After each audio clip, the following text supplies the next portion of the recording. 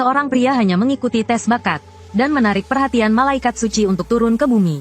Melihat itu, gadis tercantik di sekolah ingin berteman denganku, dan bergabung dengan tim yang ia buat.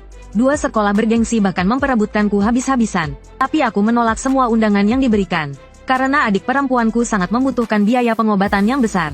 Kalau tidak, dia akan diusir dari rumah sakit oleh perawat yang kejam. Jadi, hal terpenting yang harus kulakukan sekarang adalah pergi ke Dungeon dan membunuh monster untuk mendapatkan banyak uang. Ternyata dunia ini telah bergabung dengan sebuah game virtual bernama Eternal. Hal ini menyebabkan luas permukaan bumi bertambah berkali-kali lipat, dan banyak Dungeon rahasia bermunculan. Pada saat yang sama, umat manusia juga memperoleh kemampuan untuk melawan monster. Aku bereinkarnasi ke dunia ini setahun yang lalu.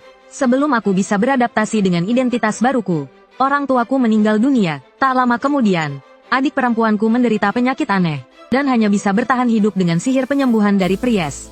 Karena adikku, aku memohon kepada kerabat untuk meminjamkan uang untuk pengobatannya. Tetapi semua kerabatku menghindariku, seolah-olah aku adalah wabah penyakit. Biaya pengobatan semakin mahal, dan pekerjaan paruh waktuku tidak cukup. Upacara perubahan kelas ini adalah harapan terakhirku. Aku harus menjadi penyihir tipe petarung dan menghasilkan uang di Dungeon. Upacara perubahan kelas ini diikuti oleh 300 siswa dari SMA Lijiang nomor 2. Dengan perintah kepala sekolah, upacara perubahan kelas resmi dimulai. Upacara ini dipimpin oleh seorang penyihir level 24. Siswa yang dipanggil nomornya harus berdiri di lingkaran sihir.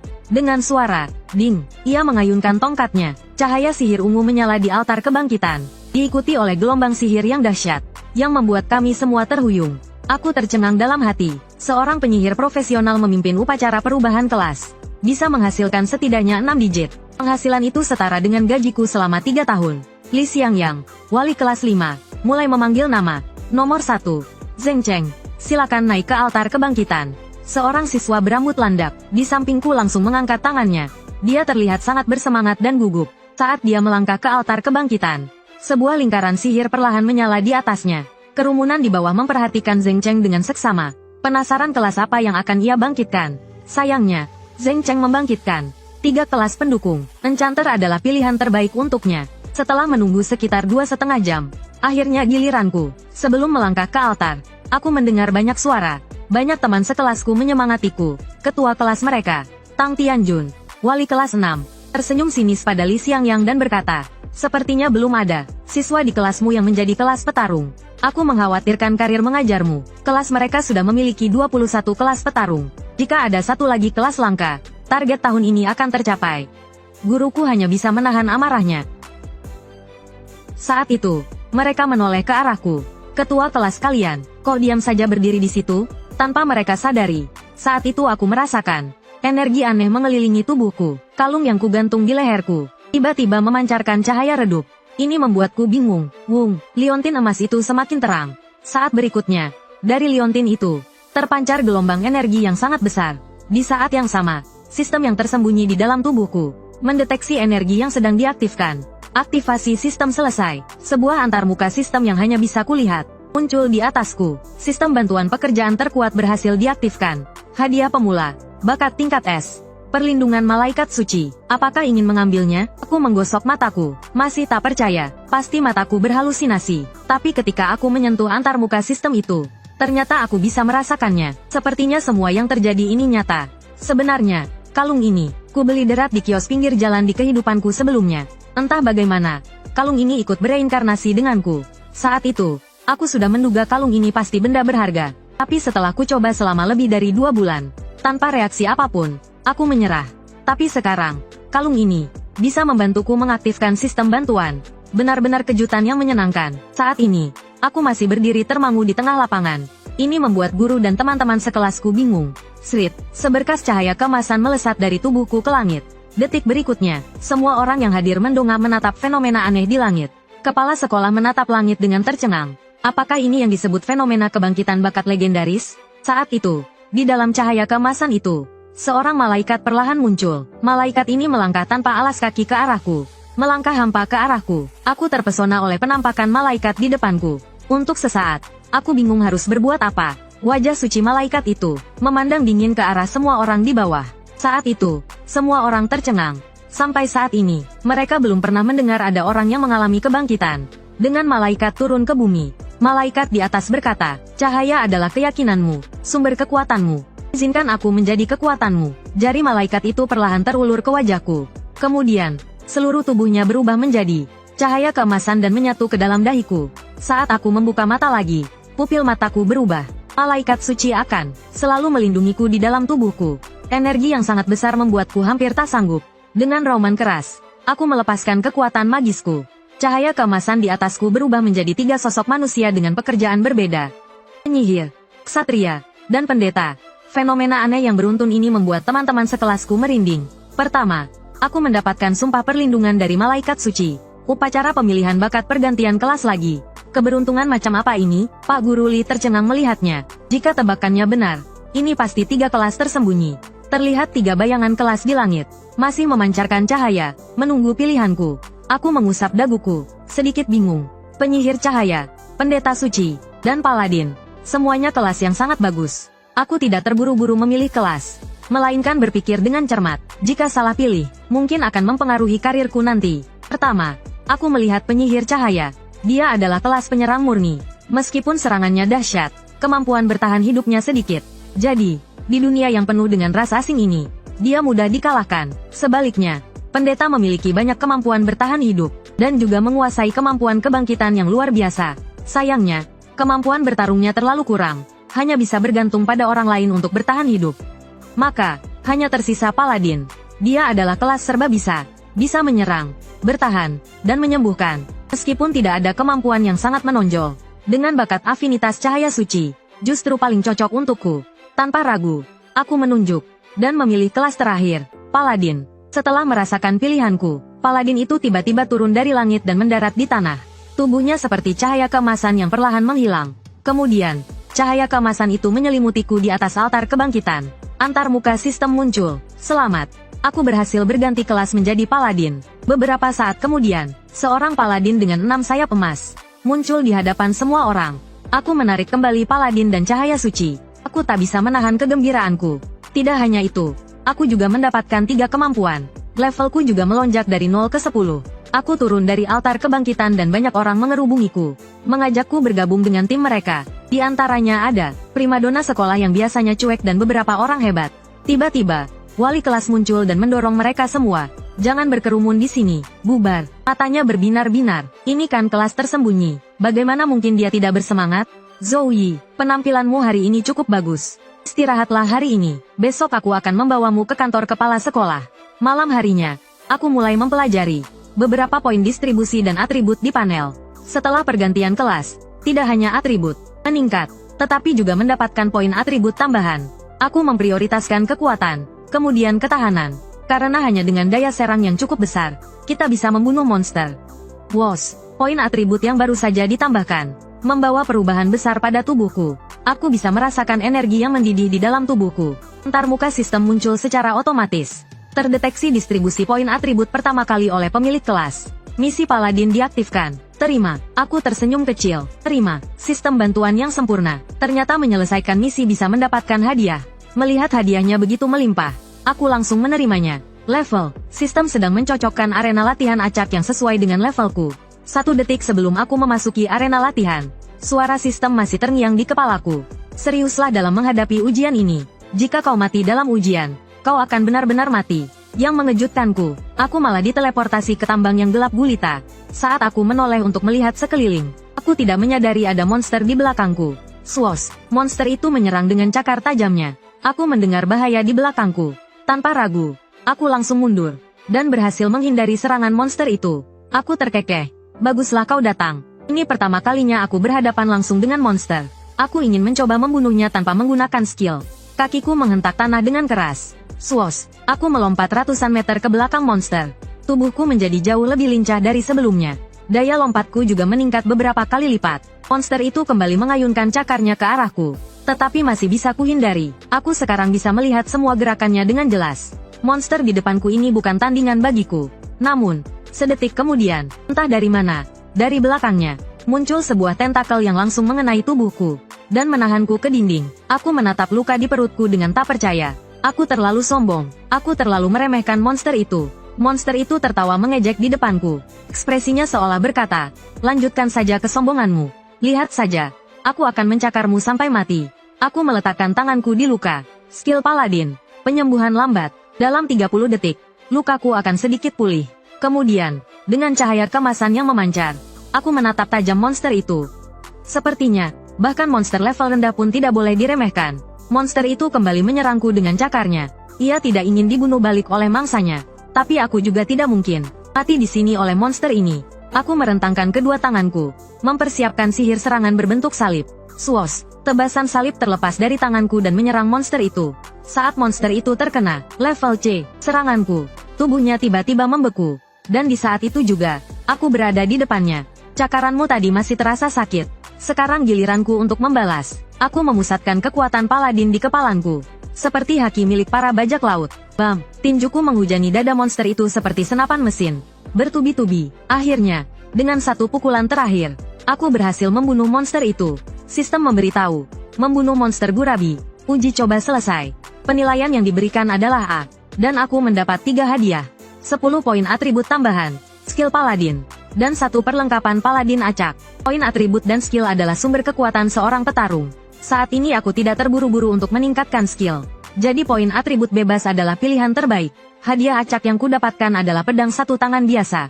Pedang ini sangat umum, tidak ada yang istimewa. Setelah keluar dari ruang uji coba, ponselku bergetar. Saat kubuka, ternyata itu alarm pukul 5 pagi yang kusetel. Setiap hari di jam ini aku pergi ke rumah sakit untuk menemani adikku. Saat itu, adikku sedang di rumah sakit, menonton berita tentang kebangkitan bakatku. Tiba-tiba, TV dimatikan oleh seorang perawat.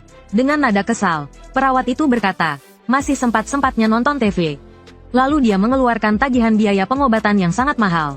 Ini biaya pengobatan 10.000. Tolong dibayar. Adikku gemetar sambil memegang tagihan itu. Tadinya hanya 5.000. Sekarang jadi 10.000. Apa ada kesalahan? Mendengar itu, perawat itu langsung marah. Bulan ini kamu pakai banyak obat dan minta seorang pendeta.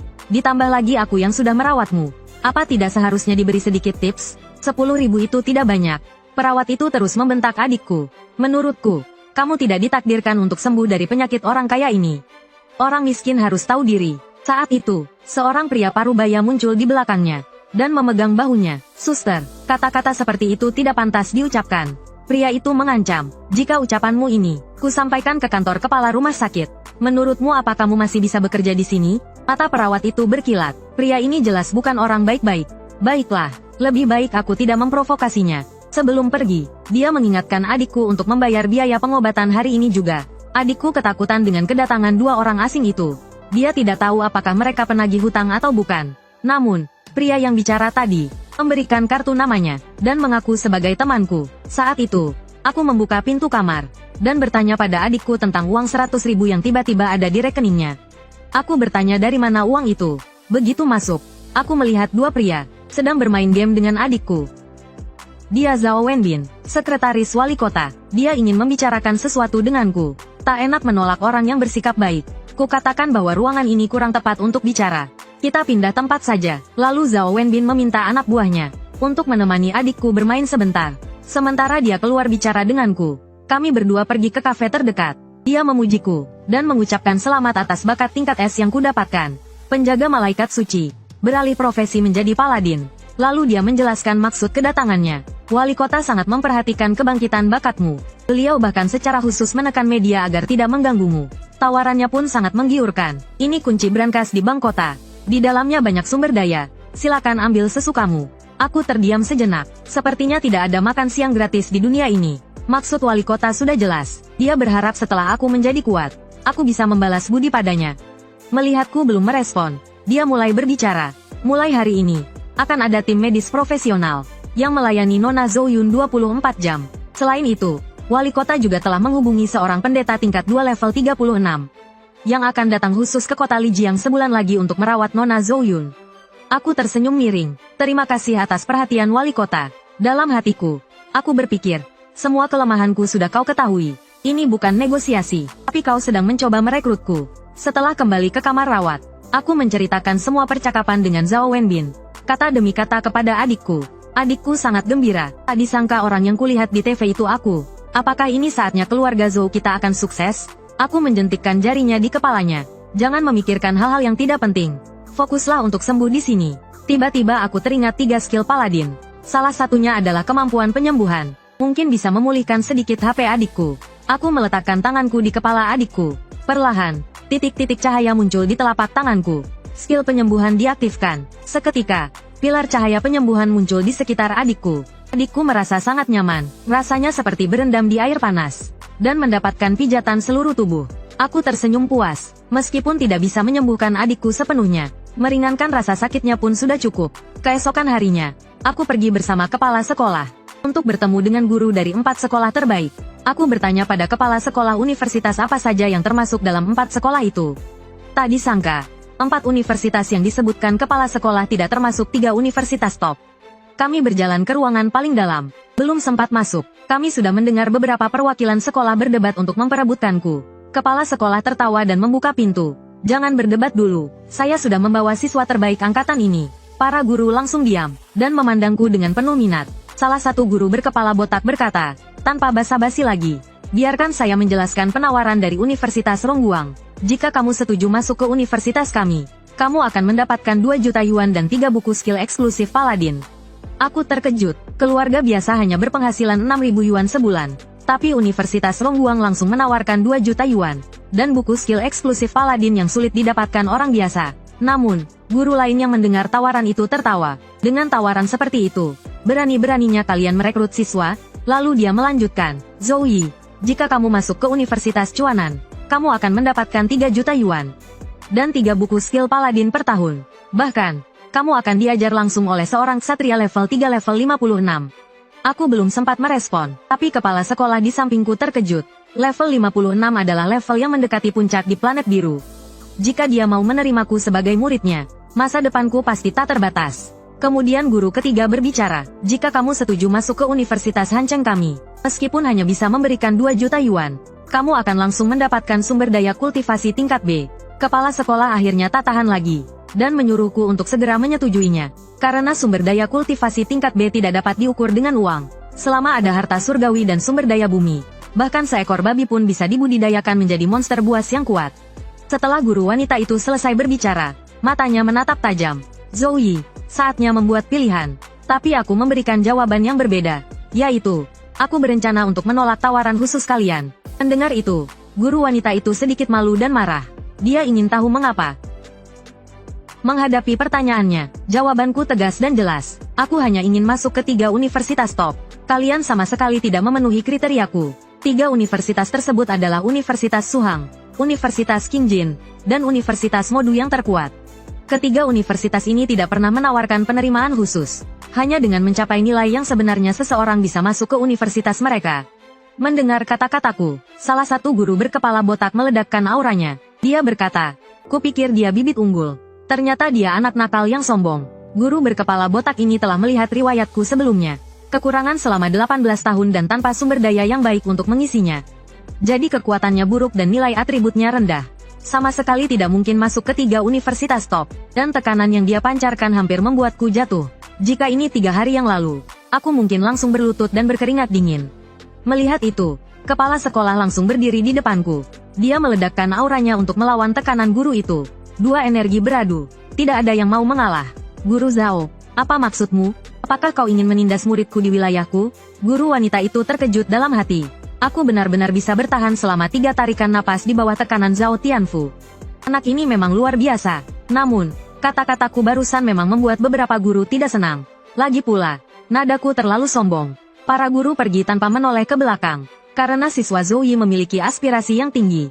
Aku tidak akan menahanmu lagi. Guru itu masih ingin membujuk mereka untuk memberi anak itu kesempatan lagi. Tapi aku berkata, kepala sekolah, tidak perlu menghentikan mereka. Tujuanku sangat jelas, yaitu 3 universitas top. Akhirnya, hanya guru perempuan ini yang tersisa di sini. Namun, dia tidak membantah kata-kata guru Zhao tadi.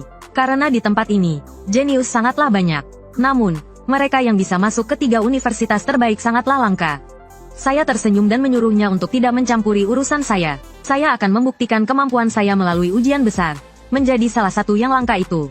Bagaimanapun, masih ada waktu lebih dari sebulan sebelum ujian besar. Dengan bantuan sistem, saya pasti bisa meningkatkan kemampuan saya ke tingkat yang luar biasa. Saat itu, 3 universitas top akan menjadi pilihan saya. Apalagi universitas-universitas biasa ini. Merasa puas di depan saya benar-benar sangat lucu.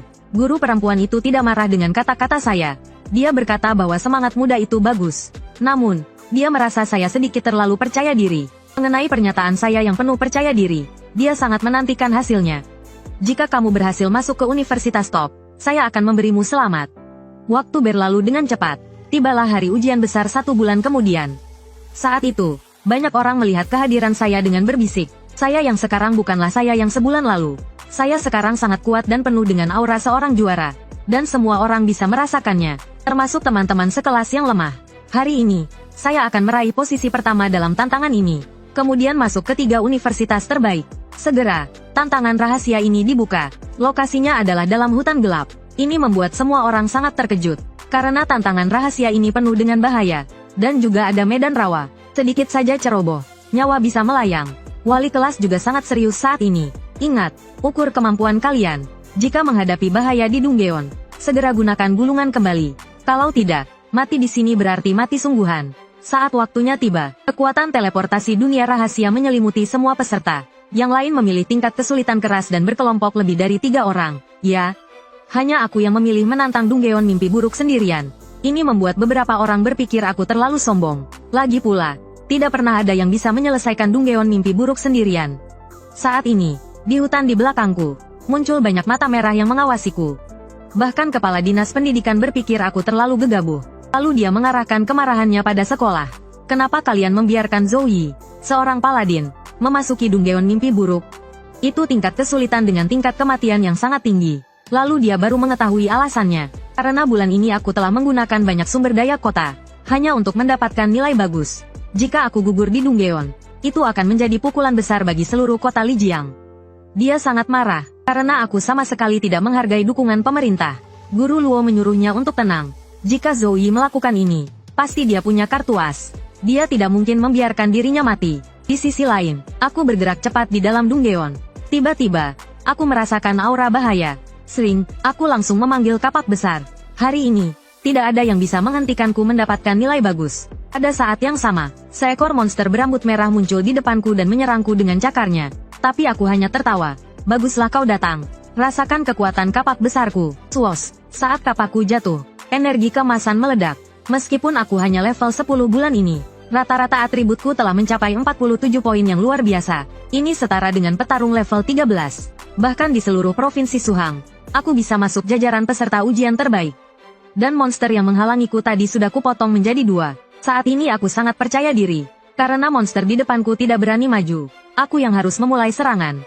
Aku dengan cepat mendekati monster-monster itu, mengaktifkan skill berkah senjata. Skill ini dapat meningkatkan kekuatanku dalam jangkauan tertentu, juga dapat meningkatkan kekuatan serangan dan akurasi.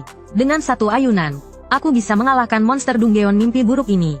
Di bawah efek bakat S plus penjaga malaikat suci, kekuatan kapakku meningkat menjadi 21 yang mengerikan.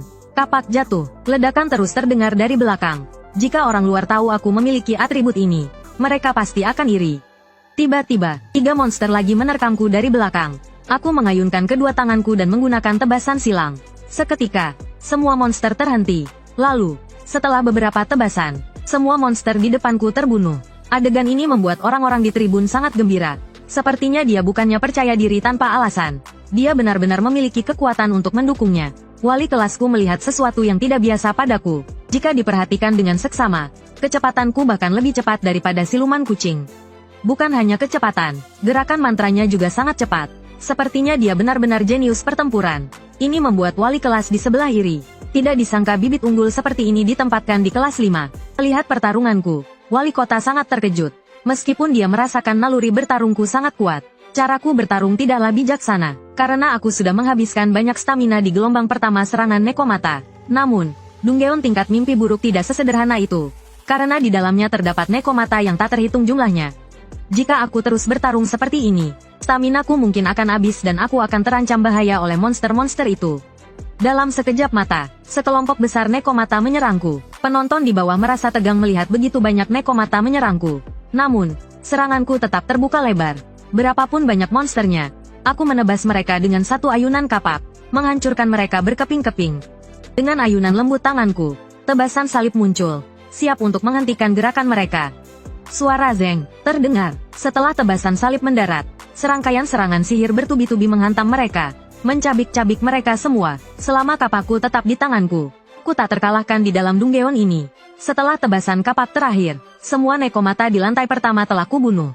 Sebuah portal muncul di depanku. Aku menatap portal di depanku, berpikir bahwa ini pastilah jalan masuk ke lantai kedua. Tanpa ragu, aku berjalan melewati portal dengan kapak besar di pundakku, bertujuan untuk menyelesaikan Dunggeon tingkat mimpi buruk ini secepat mungkin. Saat aku melangkah ke lantai kedua Dunggeon, nekomata yang tak terhitung jumlahnya muncul di depanku, menungguku. Melihat itu, tubuhku sedikit gemetar. Bukan karena takut, tapi karena gembira. Di luar Dunggeon, Cruciaran menjelaskan secara khusus untukku. Pukul 3.17 mereka terkejut menemukan bahwa aku telah menyelesaikan lantai ke-20 Dunggeon mimpi buruk dengan efisiensi yang luar biasa. Hanya dalam waktu 3 menit 17 detik, wali kelasku hampir tertawa terbahak-bahak. Dia memijat mulutnya yang kaku untuk melemaskan otot-ototnya. Layar kembali ke Dunggeon mimpi buruk.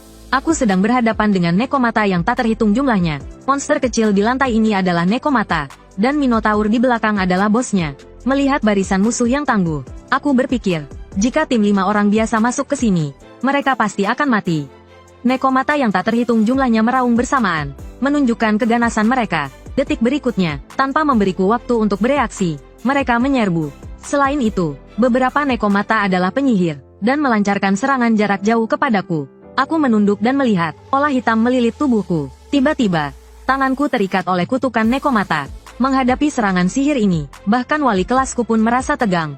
Tapi aku hanya tersenyum mengejek. Tak kusangka monster-monster ini cukup pintar. Prajurit menyerbu, pendeta memberikan buff, dan penyihir bekerja sama dengan sempurna untuk mengikatku. Di tribun penonton, semua orang menahan napas, memperhatikan apa yang terjadi padaku. Beberapa orang bahkan menutupi wajah mereka, tak tahan melihatnya. Suara dong terdengar. Seekor nekomata hampir mencapai wajahku. Namun, yang tidak mereka ketahui adalah, kutukan nekomata tidak berpengaruh padaku. Karena sebulan yang lalu, aku telah meningkatkan kekuatanku.